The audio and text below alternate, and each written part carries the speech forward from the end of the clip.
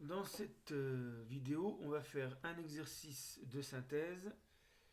On va étudier les limites de la fonction f de x définie par f de x égale 2x carré sur x carré moins x moins 6 aux bornes de son intervalle de définition. Donc il faut déjà trouver l'ensemble de définitions de la fonction et trouver toutes les limites aux bornes de l'intervalle. Donc je vous laisse réfléchir et je vous donne la correction. Alors, on va déjà déterminer l'ensemble de définitions. Donc le numérateur, il n'y a pas de problème, c'est le dénominateur qui ne doit pas s'annuler. Donc x carré moins x moins 6, on doit trouver les racines. Donc on calcule par exemple le delta, b au carré moins 4ac égale 25. Donc 5 au carré. Donc on a deux solutions à l'équation, deux racines pour x carré moins x moins 6, donc deux valeurs qui vont annuler, moins b plus ou moins racine de delta sur 2a. Donc ici on trouve moins 2, et la deuxième racine, moins b, 1, plus racine de delta, racine de 25, 5 sur 2 fois 1, et on trouve 3. Donc d'ailleurs on pourrait factoriser sous cette forme 1x moins 2, ça fait x plus 2 par x moins 3. D'ailleurs on retrouve, quand on fait égal 0, x plus 2 égale 0, on retrouve x égale moins 2, x moins 3 égale 0, on retrouve x égale 3. Donc f de x, à la rigueur, je pourrais l'écrire 2x carré sur x carré moins x moins 6. Sur, justement, la forme factorisée. X plus 2 par x moins 3. Alors, quel est l'ensemble de définition de la fonction? Elle est définie partout, sauf en moins 2 et 3, puisque le dénominateur s'annule pour ces deux valeurs. Et donc, on ne peut pas diviser par 0. Donc, la fonction n'est pas définie en moins 2 ou 3. Donc, ça donne moins l'infini moins 2, exclu, union moins 2, 3, exclu, union 3 plus l'infini. Alors parfois on écrit R privé de moins 2 et 3, ce qui revient au même. Alors, ça veut dire qu'on va étudier la limite quand x tend vers moins l'infini de f de x, quand x tend vers moins 2, alors ça va être moins 2 à gauche, moins 2 à droite, donc moins 2 moins, moins 2 plus, pareil pour 3, x tend vers 3 plus ou moins, et puis limite quand x tend vers plus l'infini. Alors, on va commencer par... Le but, c'est aussi de déterminer les limites, les asymptotes. Alors, on va commencer par le plus facile, c'est en plus et moins l'infini. Donc, f de x égale 2x carré sur x carré moins x moins 6. Donc, dans la vidéo infini sur l'infini, quand x tend vers l'infini, 2x carré va tendre vers plus l'infini, x carré moins x moins 6 va tendre vers l'infini. Donc, on factorise par le terme de plus haut degré. Donc là, c'est déjà fait. 2x carré, on le laisse tel quel. Et en dessous, on factorise par x carré. Donc ça donne 1 moins x sur x carré, ça fait 1 sur x, il faut surtout simplifier, moins 6 sur x carré. Et là, on peut simplifier en haut et en bas par x carré. Donc si on avait eu plus 1, par exemple, de x carré plus 1, il aurait fallu factoriser par x carré au-dessus. Mais là, c'était pas la peine. On simplifie par x carré. 2 sur 1 moins 1 sur x moins 6 sur x carré. Et ça va permettre de trouver la limite en plus et moins l'infini. Donc revoir la vidéo correspondante. Là, je vais un peu plus vite. Limite quand x tend vers plus l'infini, par exemple. De 1 moins 1 sur x moins 6 sur x carré. Ça tend vers 1. Alors, si vous n'y arrivez pas, vous remplacez x par 10 000. 1 sur 10 000, c'est proche de 0. Donc, en fait, la limite, c'est 0. Même chose ici. Et maintenant qu'on a trois nombres, on peut faire la somme. 1 moins 0 moins 0. Donc, la limite, c'est 1. Au-dessus, c'est une constante, la limite, c'est 2.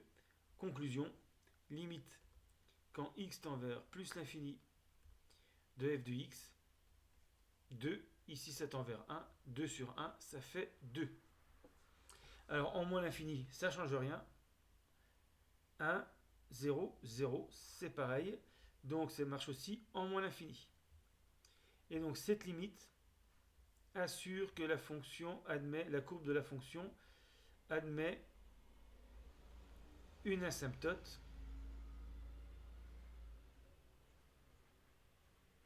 d'équation y égale 2. Quand x tend vers plus l'infini, quand x devient très grand, le y, le f de x se rapproche de 2. Donc là, on a la droite y égale 2, et puis la fonction va se rapprocher indéfiniment de cette droite, parce que ici, x, quand il tend vers plus l'infini, le f de x doit se rapprocher de 2. Alors ça peut être en augmentant ou en diminuant, on ne sait pas encore. Il faudrait étudier les variations pour savoir. Donc c'est pas le but de l'exercice. Le but c'est de trouver la limite. Alors même chose en moins l'infini.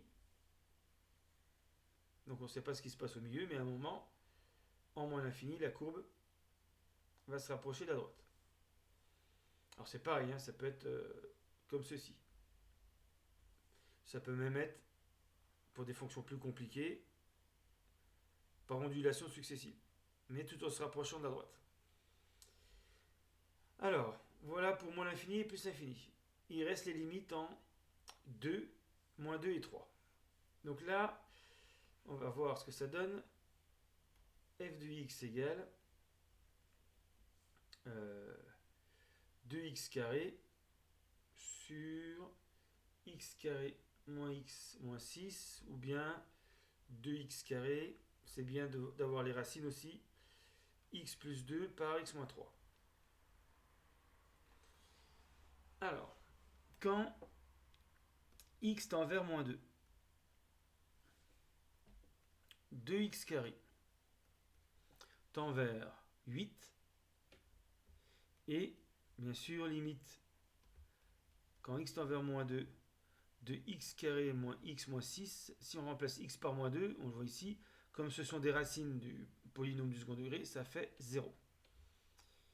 Vous pouvez vérifier, mais avec le delta, on a trouvé les deux solutions qui annulaient x carré moins x moins 6.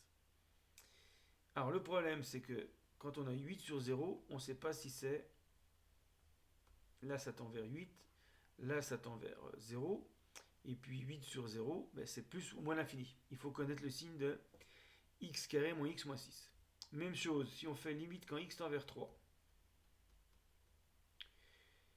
de 2x carré, ça fait 18. Et limite quand x tend vers 3, de x carré plus x moins 6, ça se voit encore plus facilement ici, en remplaçant x par 3, ça fait 0. Et donc le problème est le même, est-ce que c'est 0 plus ou 0 moins? Donc le plus simple, alors quand il n'y a que du premier degré, c'est assez simple à déterminer. Quand c'est du second degré, on peut faire un tableau de signes, parce qu'on sait faire un tableau de signes d'un polynôme du second degré, x carré moins x moins 6. On sait qu'il s'annule en moins 2 et 3. Alors c'est du signe de A qui vaut 1 partout, sauf entre les racines. Et donc, ici, ça vaut 0. En moins 2 moins, quand x est toujours plus petit que moins 2, ça sera positif. Et en moins 2 plus, ça sera négatif. Ici, en 3 moins, ça sera négatif. En 3 plus, ça sera positif. Donc, je vais décomposer par exemple en moins 2 moins. Donc limite, quand x tend vers moins 2 de 2x carré, ça ne change pas, ça sera 8 qui est positif. Mais limite, quand x tend vers moins 2, x restant plus petit que moins 2, donc c'est moins 2 moins, de x carré moins x moins 6, donc bien sûr ça tend vers 0, mais 0 en étant positif, donc je vais le noter 0 plus. Et donc maintenant le quotient, ça va être 8 sur 0 plus, et ça c'est plus l'infini. Parce que ça fait par exemple 0,01, 8 sur 0,01, 800. C'est un nombre très grand. Et donc, je peux en conclure que la limite, quand x tend vers moins 2, x étant plus petit que moins 2, de f de x égale plus l'infini.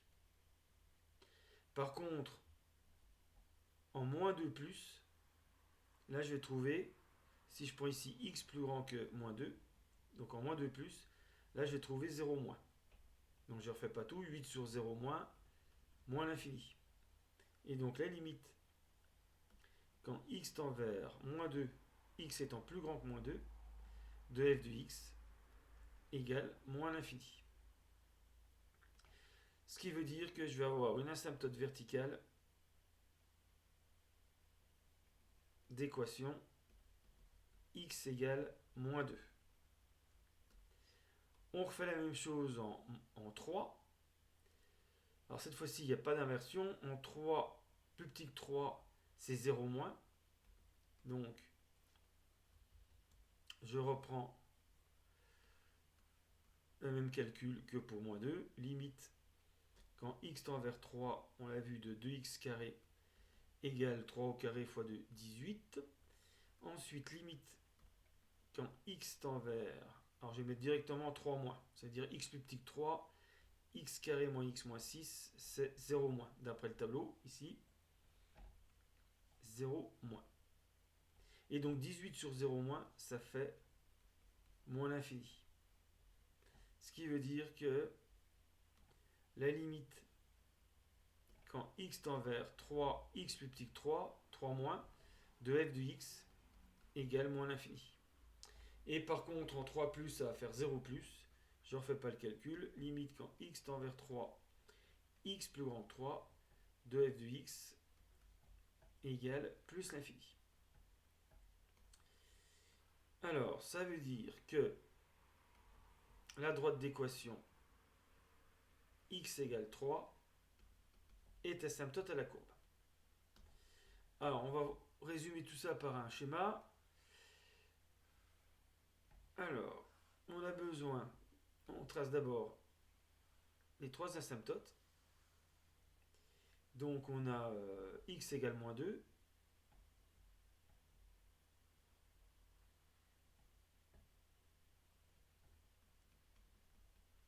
X égale 3.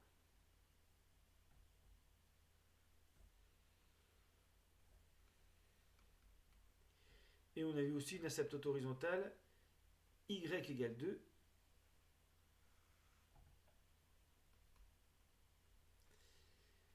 Alors,